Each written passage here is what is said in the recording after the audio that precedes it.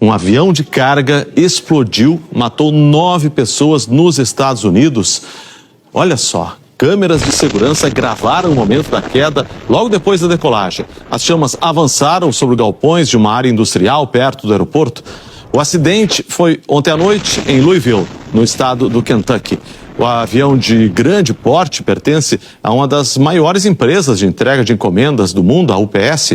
A tripulação era formada por 3 pessoas, nenhuma sobreviveu, segundo as autoridades. As outras 6 vítimas estavam em solo.